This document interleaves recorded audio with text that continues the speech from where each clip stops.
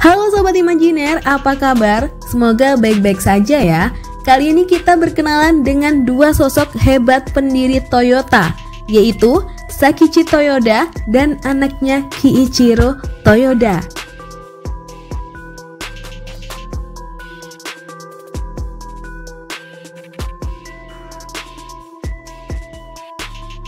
Pada awalnya, Toyota berawal dari perusahaan pembuat mesin tenun yang didirikan oleh Sakichi Toyoda. Sakichi Toyoda bukan anak orang kaya, tapi lahir dari keluarga tukang kayu yang miskin dan ibunya yang bekerja sebagai penenun. Sejak kecil, Sakichi Toyoda merupakan anak yang aktif dan selalu penasaran dengan hal-hal baru. Sebenarnya, Sakichi kurang suka sekolah formal karena menurutnya sekolah formal mengekang kreativitasnya. Hal itu terlihat ketika dia baru lulus sekolah dasar dan mendapat pelatihan formal tentang dasar-dasar pertukangan. Namun ternyata Sakichi acuh tak acuh dan lebih menyukai menciptakan sesuatu apapun itu yang berguna. Ketika berusia 16 tahun, ia mengajak teman-temannya untuk menciptakan sesuatu. Pada malam hari, ia belajar tentang inovasi hal baru, dan siang harinya dia bekerja sebagai tukang kayu untuk memenuhi kebutuhan keluarganya. Di kampungnya, yaitu Prefektur Shizuoka, memang terkenal sebagai pusat produksi kain katun. Oleh karenanya, Sakichi cukup akrab dengan alat-alat tenun. Termasuk di rumahnya terdapat alat tenun ibunya yang digerakkan dengan tangan. Dia selalu mengamati ibunya menenun dan di usia 20 tahun mulai berpikir membuat alat tenun yang lebih praktis. Sakichi Toyoda berkeinginan membuat mesin tenun yang lebih baik. Ia terus-menerus memperbaiki rancangan alat tenun ciptaannya. Namun, obsesi tersebut membuat ayahnya kurang suka karena Sakichi sering mengabaikan pekerjaan utamanya sebagai tukang kayu. Namun semangat Sakichi tetap berkobar. Obsesinya semakin memuncak saat kembali dari Tokyo setelah melihat pameran industri nasional pada tahun 1890. Di tahun yang sama, penemuan pertamanya berupa alat tenun dari kayu yang disebut Toyoda Wooden Handloom diciptakannya pada tahun 1890 ketika ia berusia 24 tahun dan berhasil mendapat hak paten pertamanya pada tahun 1891. Mesin tenun tersebut masih digerakkan dengan tangan, namun dapat meningkatkan produktivitas hingga 50%. Lalu Sakichi Toyoda pindah ke Tokyo pada tahun 1892 untuk memasarkan alat tenun buatannya. Dari sini perjuangan Sakichi baru dimulai.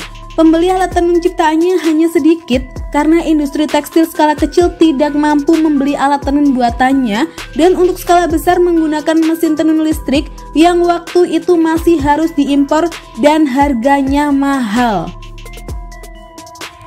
Dari sinilah Sakichi Toyoda terobsesi untuk menciptakan mesin tenun bertenaga listrik, tapi dia tidak punya cukup modal untuk melakukan riset. Perusahaannya di Tokyo pun bangkrut.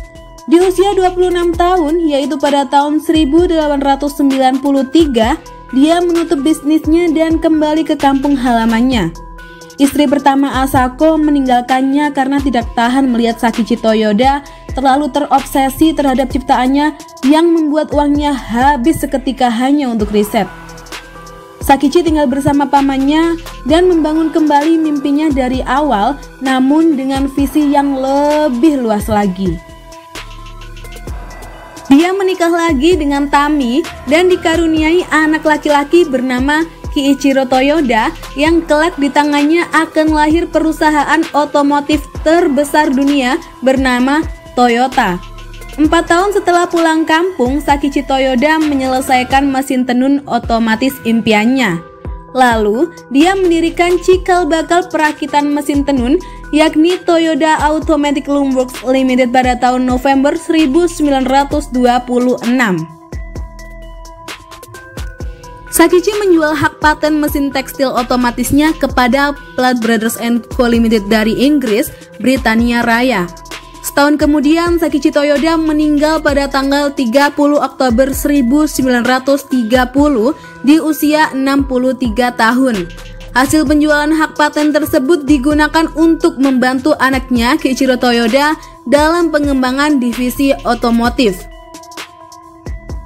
Ketertarikan Keiichiro Toyoda dalam dunia otomotif terilhami karena rasa prihatin di negerinya sendiri banyak mobil-mobil buatan luar negeri seperti Amerika dengan perusahaannya Ford Corporation.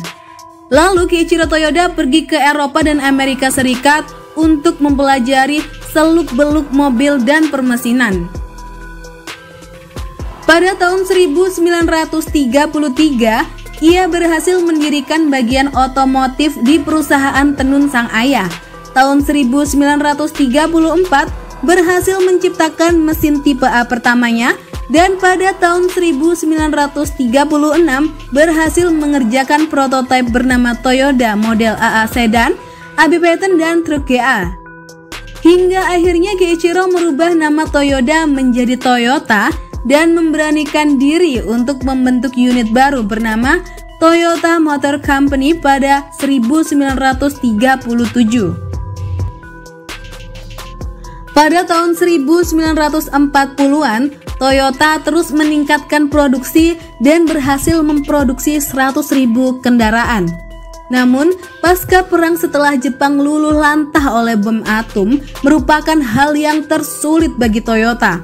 Perusahaan terpaksa mencari utang dan melakukan PHK, pemotongan gaji karyawan agar perusahaan tetap survive. Terjadi mogok besar-besaran di perusahaan Toyota. Keadaan tersebut membuat Keiichiro mengundurkan diri dari perusahaan pada tahun 1950-an. Pada tanggal 27 Maret 1952, Keiichiro meninggal dunia tanpa tahu perusahaan yang dibangunnya akan menjadi perusahaan otomotif terbesar dunia, bahkan menyamai Ford yang dulu menjadi perusahaan inspirasinya. Setelah kematian sang tangan dingin Keiichiro Toyoda, tanpa disangka perusahaan mendapat order dari militer Amerika Serikat yang memesan lebih dari 5.000 kendaraan yang akan digunakan dalam Perang Korea. Hal inilah menjadi titik balik bangkitnya kembali perusahaan Toyota.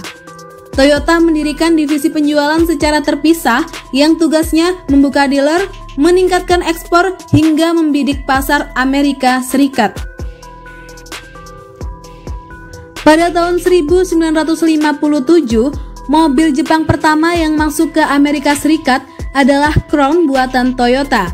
Pada tahun 1960, Toyota mengalami pertumbuhan pesat. Mereka merambah kawasan Eropa hingga Australia. Kemudian pada 1965 adalah tahun yang bersejarah untuk Toyota. Mobil Sport 800 dikenalkan ke publik. Ini merupakan mobil sport pertama yang mereka ciptakan. Kemudian diikuti Corolla yang menjadi mobil penumpang terlaris sepanjang masa. Dari sinilah Toyota mulai menggurita ke seluruh dunia hingga saat ini. Itulah kisah hebat Sakichi Toyoda dan anaknya Keiichiro Toyoda. Semoga di Indonesia terlahir sosok seperti Sakichi Toyoda yang haus akan inovasi dan orang seperti Keiichiro Toyoda yang jengah terhadap mobil yang dikuasai negara lain dan bisa menciptakan mobil buatan dalam negerinya sendiri. Jangan lupa subscribe dulu ya untuk mendukung channel kami.